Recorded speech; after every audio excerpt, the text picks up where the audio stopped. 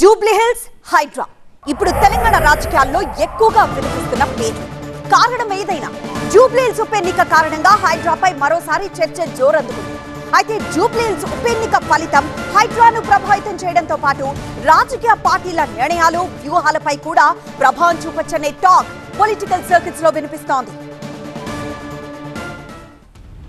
ఇప్పటి వరకు హైడ్రా ఏం చేసింది, హైడ్రా విషయంలో జరుగుతున్న రాజకీయాలు ఏంటనే దానిపై అందరికీ ఓ క్లారిటీ ఉంది. హైడ్రాను ఆపేదే లేదని ప్రభుత్వం స్పష్టత ఇస్తుంటే, జూబ్లీహిల్స్ లో తాము గెలిస్తే హైడ్రాకు బ్రేకులు పడతాయన్నట్టుగా ఉప ఎన్నికల్లో ప్రచారం చేస్తోంది బీఆర్ఎస్. రాబోయే రోజుల్లో హైడ్రా సెంట్రిక్ గా బీఆర్ఎస్ మరింత దూకుడుగా విమర్శలు చేసే అవకాశం ఉందని ఆ పార్టీ రాజకీయ వ్యూహాలను బట్టి అర్థమవుతోంది. జూబ్లీహిల్స్ ఉప ఎన్నిక ఫలితం తర్వాత హైడ్రా ఫ్యూచర్ ఏంటనే అంశంపై కూడా అప్పుడే చర్చ మొదలైంది. ఇందుకు ప్రధాన కారణం తాము గెలిస్తే హైడ్రాకు బ్రేకులు పడతాయని బీఆర్ఎస్ పదే పదే ప్రచారం చేస్తోండడమే. జూబ్లీహిల్స్ లో అధికార కాంగ్రెస్ గెలిస్తే హైడ్రా పనితీరులో ఎలాంటి మార్పు ఉండదని వేరే చెప్పనవసరం లేదు. ఇప్పటి వరకు హైడ్రా కార్యకలాపాలు ఏ విధంగా కొనసాగుతున్నాయో రాబోయే రోజుల్లోనూ అదే విధంగా దూకుడు కొనసాగుతుంది.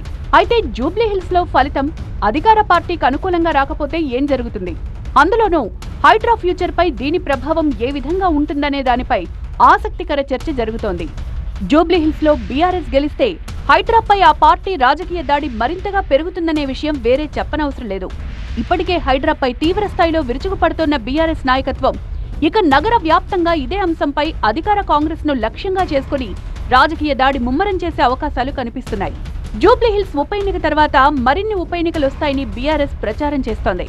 మిగతా చోట్ల ఎలా ఉన్నా దానం నాగేందర్ ప్రాతినిధ్యం వహిస్తోన్న ఖైరతాబాద్ లో ఖచ్చితంగా ఉప ఎన్నిక వస్తుందని కారు పార్టీ బలంగా నమ్ముతోంది. అదే జరిగితే ఇక్కడ కూడా హైడ్రా కేంద్రంగానే అధికార పార్టీని టార్గెట్ చేసేందుకు బీఆర్ఎస్ సన్నద్ధంగా ఉంది.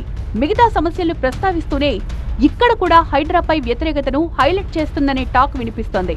గ్రేటర్ పరిధిలో ఉప ఎన్నికలు వచ్చినా రాకపోయినా రాబోయే కొన్ని నెలల తర్వాత గ్రేటర్ హైదరాబాద్ మున్సిపల్ కార్పొరేషన్ కు ఎన్నికలు జరగాల్సి ఉంటుంది. అప్పుడు కూడా బీఆర్ఎస్ కు హైడ్రానే ప్రధానాస్త్రంగా మారచ్చనే అంచనాలు ఉన్నాయి.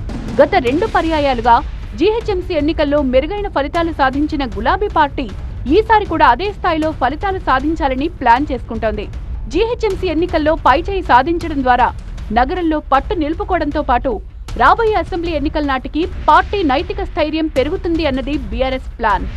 హైడ్రాను లక్ష్యంగా చేసుకుని రాజకీయంగా మైలేజీ దక్కించుకోవాలన్న బీఆర్ఎస్ ప్లాన్ ఫలిస్తే బీజేపీ కూడా ఇదే లైన్లోకి రావచ్చనే అభిప్రాయాలు వ్యక్తమవుతున్నాయి. ప్రస్తుతానికి బీఆర్ఎస్ రేంజ్ లో హైడ్రాను టార్గెట్ చేయని బీజేపీ రాబోయే రోజుల్లో తాము కూడా హైడ్రాను బలంగా వ్యతిరేకించే పరిస్థితులు వస్తాయన్నది ఓ అంచనా. ఇలా జూబ్లీహిల్స్ ఉప ఎన్నికల ప్రచార పర్వంలో పదే పదే హైలైట్ అవుతున్న హైడ్రా భవితవ్యంపై ఉప ఎన్నిక ఫలితం ఎలాంటి ప్రభావం చూపనుంది అనేది నవంబర్ 14 తర్వాత తేలనుంది.